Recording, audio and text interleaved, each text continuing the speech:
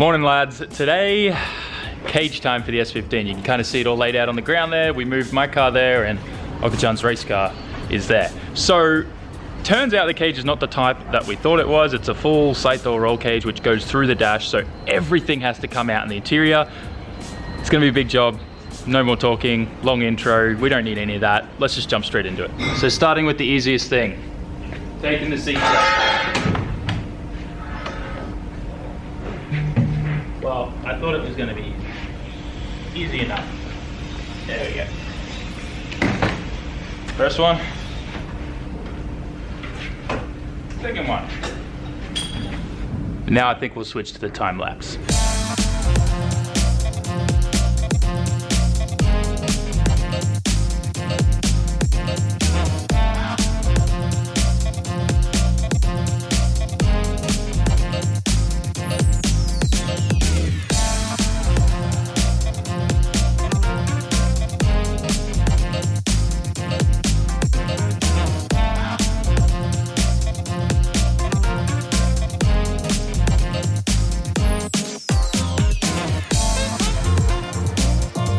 I was gonna film a clip and show you guys what I'm up to, but this guy's kind of being a bit loud over here. And the moment I move the camera there, of course he stops, but it's getting all the valves, that little like pasty stuff, getting them to seat in there really nice.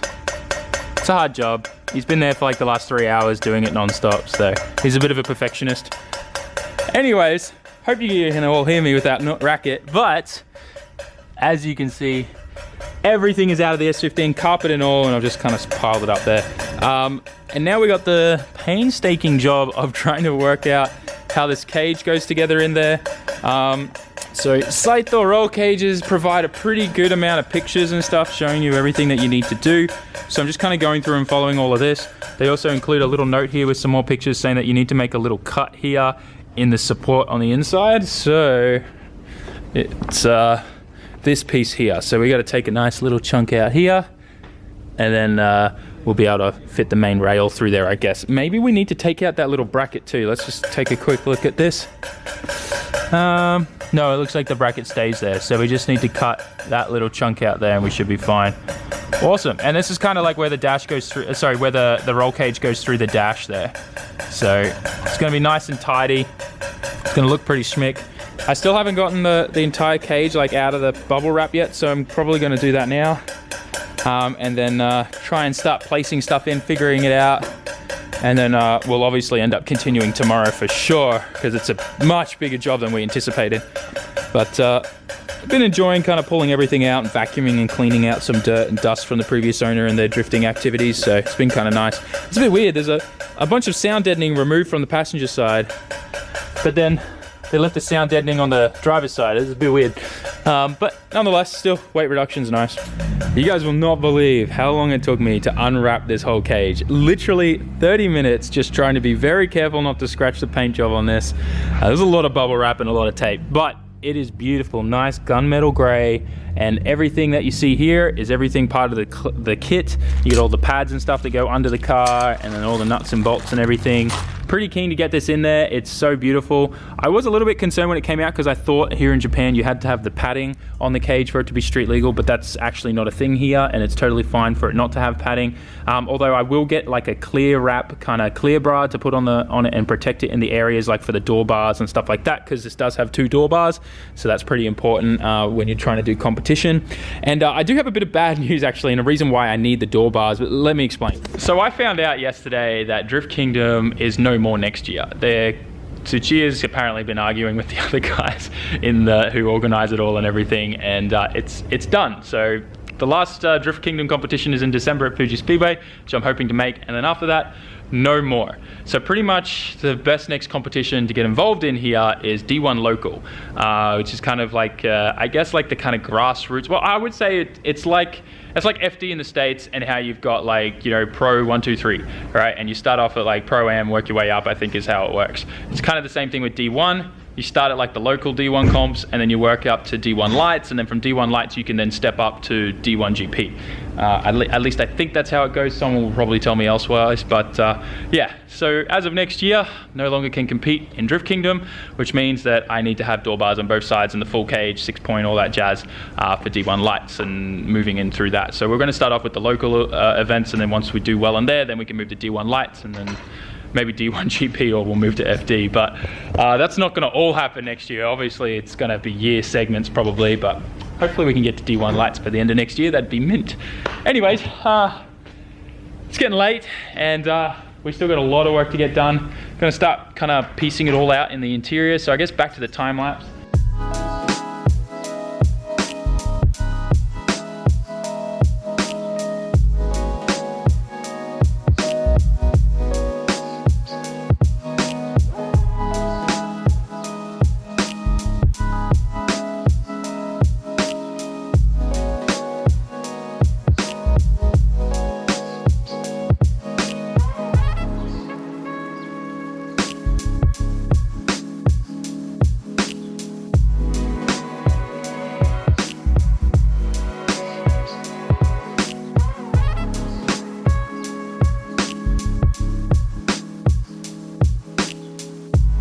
So I got a little bit of progress with the car for the first kind of like test fit, working out where I need to drill the holes and everything.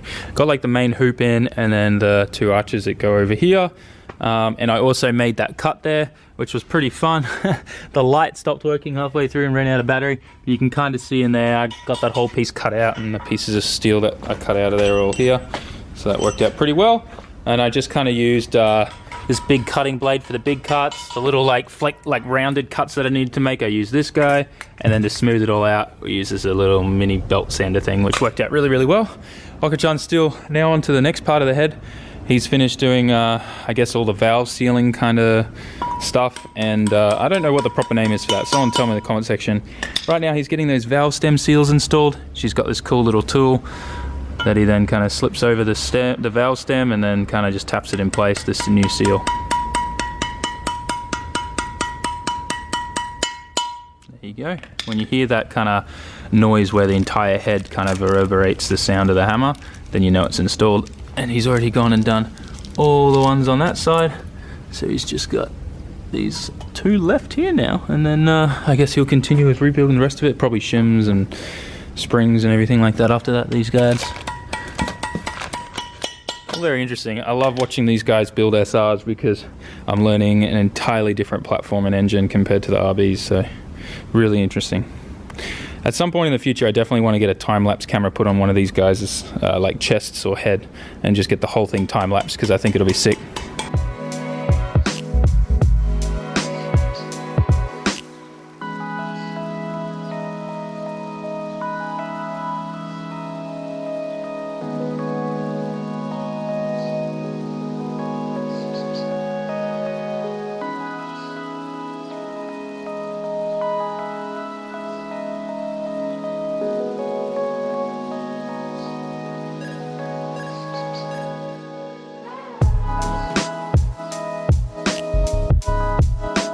Check this out. With everything lined up, start drilling holes, start bolting things down. I'm trying to line up everything so that there's an even gap on both sides of the doors, so that when I like put the first bolt through and everything, that it all lines up perfectly. So I'm closing all the doors and just trying to get a nice even gap on both sides, because if you line it up perfectly, it's not going to actually hit the door card, which is perfect. So try and do that best I can. Once we get that kind of all drilled in, then it's then starting to cut the dashboard, put the dashboard in and everything like that. Still trucking away, starving, it's getting cold and late, but let's get this job done, eh?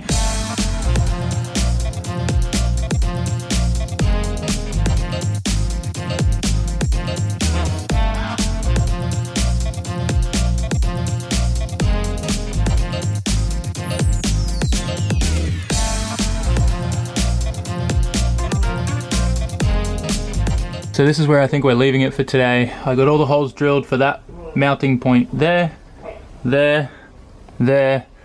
I still have to drill the ones for that one and the 2 rear ones up there. And then pretty much jack the car up, get under there. We got to seal, puts like silicone sealer in between the plate and the bolts, the nuts that then go onto the bottom of those bolts. And I'll also have to make sure I seal in the other holes left from the old cage that was in here, like these and stuff. Obviously it's a completely different brand cage, so they don't line up in the slightest. I was kind of hoping at least like a couple would, but it's a completely different design cage. I'm really glad though we did go with the Saito roll cage, which is kind of like the big brand here in Japan. In fact, that's like the main guy that everyone goes and sees when they're competing in D1, because if we have a look at this D1 car here, you can see that this one, that's all been welded in here.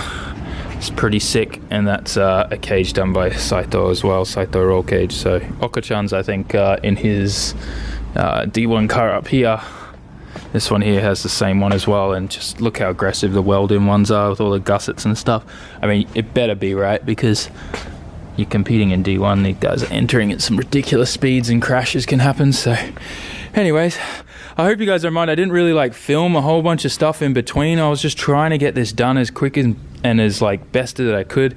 I overslept today, so kind of got a really late start and had to make sure I got to the workshop and made it up to Oka-chan as quickly as I could. So it's all coming together though, and I really do like this gunmetal grey. I think it looks sick, but we definitely need to get a clear, like acrylic, not acrylic, clear vinyl to put on like the door bars and stuff like that, because they're going to get scratched up so easily. And unfortunately I scratched it in a tiny few places, but hopefully it's just surface and can just rub off. Anyways, another job that I need to do is put the pins back into, so that that's locking, so that the latch is just secondary and these are primary. Well, these are secondary and that's primary. You know what I'm trying to say. I'm talking a lot. Anyways, I think we're gonna go get dinner or something, because it's been a crazy day. I'm wrecked. I haven't eaten lunch. I had a little bit of breakfast on the drive here, so I'm starving. I decided to take the scenic route home, and I'm really enjoying seeing the whole of Tokyo City there.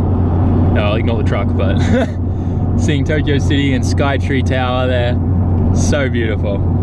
Anyways, we're probably like 40 minutes out from home, and this particular route takes me like around Tokyo, not through Tokyo. I'm gonna start just taking this route more often, because I feel like even though like normally it's an extra 10 minutes, it'll always get me there in like the hour and 10 minutes, or like depending on how bad traffic is. Like through Tokyo, even if Google Maps says it's only gonna take an hour or 45 minutes, you'll always run into some kind of traffic by the time you get through Tokyo. It's just how it is, because it's Tokyo and accidents happen so frequently there. Oh damn, look at that. It looks so good. Far out. I mean, I don't even think the camera does it justice, but the view right now is epic. And now check that out, Tokyo Tower. I love this route so much. I get to see all the best like sightseeing things from the highway. Oh wow, my anime started playing randomly, even though Google Maps is open. What the hell? I was watching Crunchyroll and then I had Google Maps open. That's funny as.